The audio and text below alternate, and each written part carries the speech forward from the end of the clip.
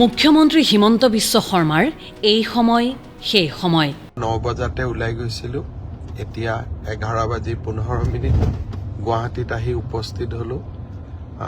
এটা বেদনাসিক্ত মন লৈ উভতিলো কেতিয়াও সমস্যাৰ স্বীকৃতি নিবিচাৰো মই সম্পদৰ স্বীকৃতি বিচাৰিম মুখ্যমন্ত্ৰী হিমন্ত বিশ্ব শৰ্মাৰ বেদনাসিক্ত মন আৰু ৰাজ্যৰ শেহতীয়া বান গৰাখহনীয়াৰ পৰিস্থিতি মুখ্যমন্ত্ৰীৰ গাড়ীৰ ঘড়ীত তেতিয়া সময় নিশা 11:13 বান পৰিদৰ্শন কৰি ঘূৰি আহিছে মুখ্যমন্ত্ৰী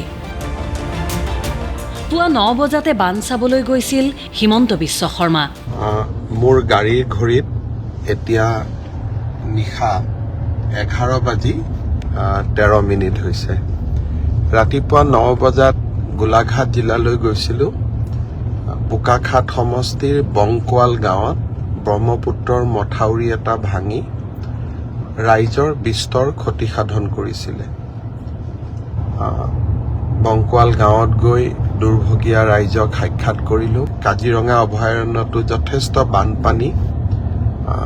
বন্য জীৱ-জন্তুৰ যথেষ্ট কষ্ট হৈছে অসুবিধা হৈছে সৰু গড়ৰ পোৱালি এটাৰ মৃত্যু হৈছে ছ'চিয়েল মিডিয়াত এক লাইভ বানাক্ৰান্তৰ দুখৰ কথা মুখ্যমন্ত্ৰীৰ মুখেৰে গম পালে ৰাজ্যবাসীয়ে বাৰিষাৰ প্ৰথমটো বানত শেষ হৈ গৈছে ৰাজ্যৰ পৰিস্থিতি সলনি হৈ গৈছে সমগ্ৰ ৰাজ্যখনৰে ছবি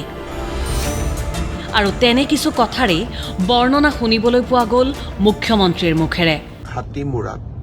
ব্ৰহ্মপুত্ৰৰ বান এটা নদীৰ বাঢ়নি পাৰ নিয়ে উটুৱাই লৈ যায়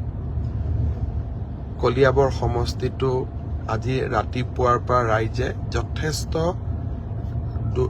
সমস্যাৰ মাজত কটাইছে চৰকাৰেও খুব আগতে যে মথাউৰি এটা ভাঙিব তেনেকুৱা আশংকা কৰা নাযায় বাবে চৰকাৰেও ঠিক লগে লগে ৰিলিফ আদি দিব পৰা ৰ'ব আৰু শুনিম মুখ্যমন্ত্ৰী হিমন্ত বিশ্ব শৰ্মাৰ বানাক্ৰান্তৰ প্ৰতি দুখেৰে ভৰা সেই মন্তব্য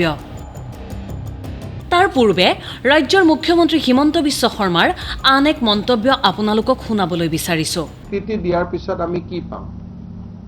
হয়তো আমি আগতকৈ অধিক কেতিয়াও টকা পাম যিমান টকা লাগেতো আনিবই পাৰো মানুহেতো সম্পদৰহে স্বীকৃতি বিচাৰে সমস্যাৰ স্বীকৃতি বিচাৰে মনত আছেনে এই মন্তব্য মুখ্যমন্ত্ৰীজনে সাংবাদিকৰ প্ৰশ্নৰ উত্তৰত যে কৈছিল অসমৰ বান সমস্যাক স্বীকৃতি দি কি লাভ হ'ব মানুহে সম্পদৰ স্বীকৃতি বিচাৰিব লাগে সমস্যাৰ স্বীকৃতি কিয় লাগে এইটো ক্ষেত্ৰত মই সমস্যা বুলি স্বীকৃতি দিয়ক বুলি আলোচনাও নকৰোঁ মই কম পুঁজি দিয়ক বুলি আলোচনা কৰিম আমাক সহায় কৰক আলোচনা কৰিম টেকনলজি দিয়ক বুলি আলোচনা কৰিম কিন্তু মই কম যে সম্পদৰ স্বীকৃতি দিয়ক যে চাহক স্বীকৃতি দিয়ক কাজিৰঙাক স্বীকৃতি দিয়ক মাজুলীক স্বীকৃতি দিয়ক সমস্যাৰ স্বীকৃতি বিচৰা অসমেই প্ৰথম হাঁহি হাঁহিয়েই কথাবোৰ কৈ গৈছিল মুখ্যমন্ত্ৰী হিমন্ত বিশ্ব শৰ্মাই কথাত আছিল উপলুঙাৰ সুৰ সমস্যাৰ স্বীকৃতি বিচাৰা এইটোতো পৃথিৱীত কিজানি অসমে প্ৰথম হ'ব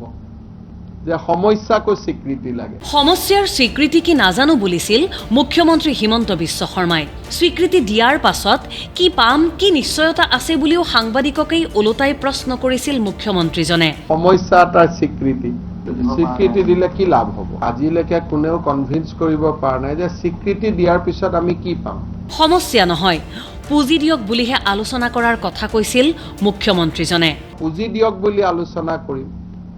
আমাক সহায় কৰক আলোচনা কৰিম টেকনলজি দিয়ক বুলি আলোচনা কৰিম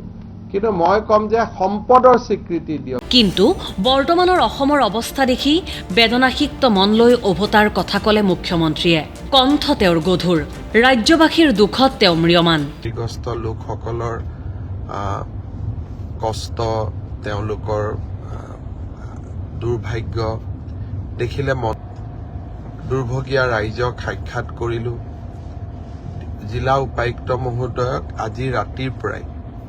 যাতে সুন্দৰ কৰি ৰিলিফৰ ব্যৱস্থা কৰিব পৰা যায় তাৰ বাবে যাৱতীয় নিৰ্দেশ দিলো কিন্তু মুখ্যমন্ত্ৰী ডাঙৰীয়া অসমৰ বান আৰু গৰাখহনীয়া ৰাষ্ট্ৰীয় পৰ্যায়ৰ সমস্যাৰূপে স্বীকৃতি পালে হয়তো পুঁজি আৰু বেছি পালেহেঁতেন হয়তো ৰোধ হ'লহেঁতেন বান গৰাখহনীয়া সমস্যা দৃষ্টি পৰিলহেঁতেন কেন্দ্ৰৰ আপুনিও নিশা বেদনাসিক্ত মন লৈ উভতিব নালাগিলহেঁতেন, কিয়নো এই সকলোৰে শেষত পণবন্দী হয় কেৱল জনতা জনাৰ্দন। নিউজ ডেস্ক ৰিপৰ্ট, দেশ টুডে।